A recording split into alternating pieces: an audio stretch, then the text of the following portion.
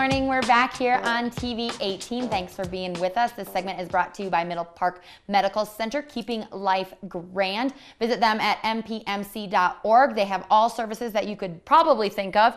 Medical-wise, it's a great facility for emergencies, so you can stay right here in Grand County and not have to go over the pass. So again, Middle Park Medical Center, mpmc.org. We're hanging out with Steve here, the Operation and Training Coordinator at East Grand Fire. Thanks for being here. You're welcome.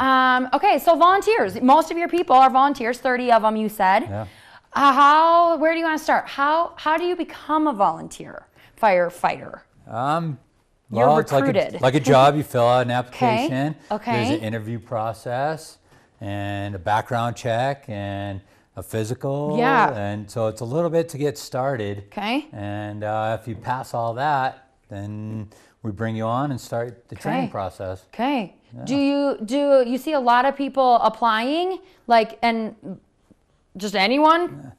Yeah, we get a lot of people applying. We weed some out with the interview process. Okay. You know, and we try and bring people in groups so you get that camaraderie and that team, we started team the feeling. same year. You start at the same time, and you have that competition with one another to move forward in the process. Yeah. So, yeah. How many do you have new a year? Do you know?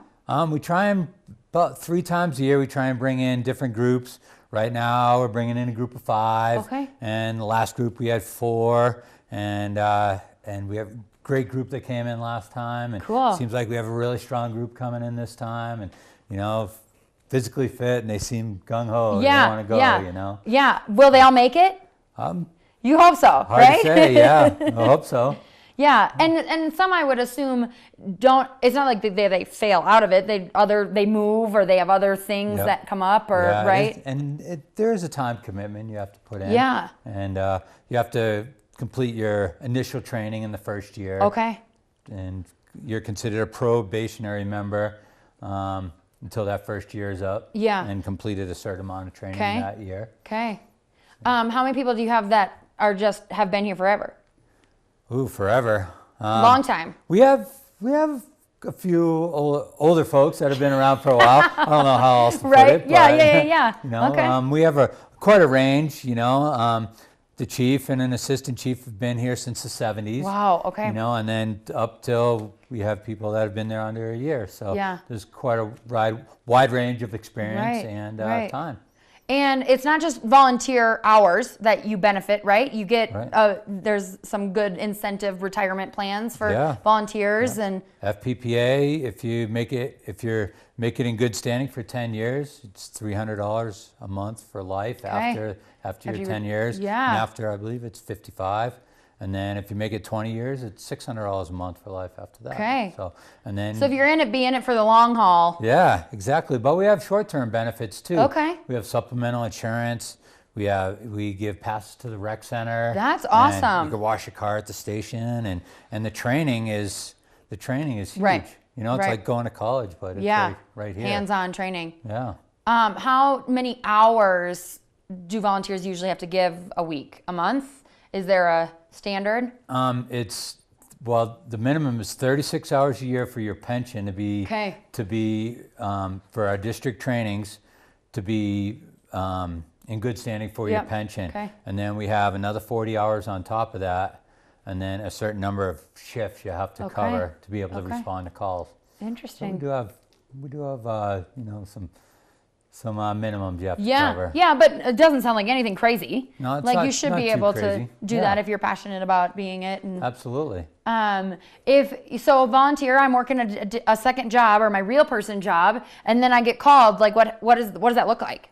That all depends on your job, I guess. Okay. If you're available to respond, you get in your car, you drive to the station safely, and put all your gear on and get on the next truck that goes, and then whatever the call may be, we kind of prepare. Okay. And if you can't, you can't. If you can't, you can't. Okay. Yep. Okay. We try and have minimums of officers and people signed up on shift, so we know who's going to respond.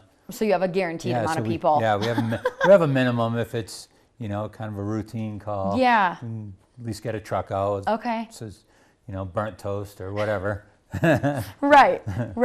How interesting. Yeah. Being a volunteer firefighter, I mean, our community wouldn't survive without them, right? So they've been around for a long time. Yeah. So if you have a big accident, something, does everyone get called? Does everybody gets called for everything call. Okay. So we have different lines of communication.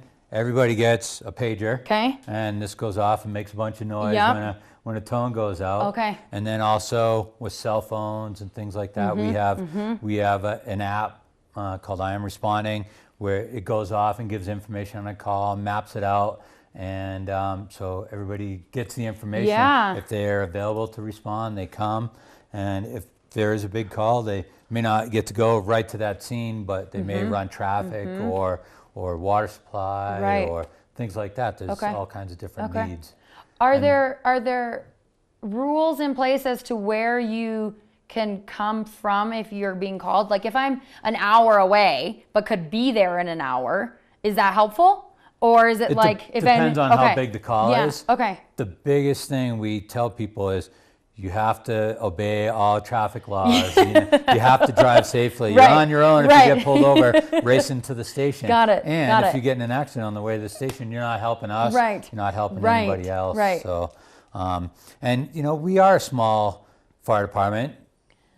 For the most so you're part. going to have to work with other... And so we work very close with Granby and Hot Sulphur and Grand Lake. Yep. And we have mutual aid agreements. And when there is something really big, both departments come and help each other out. So Good. we train together and we work together. Very good. So we know each other when we get there. Right. And because things are so spread out that you almost have to. Absolutely. That it's helpful. Yeah.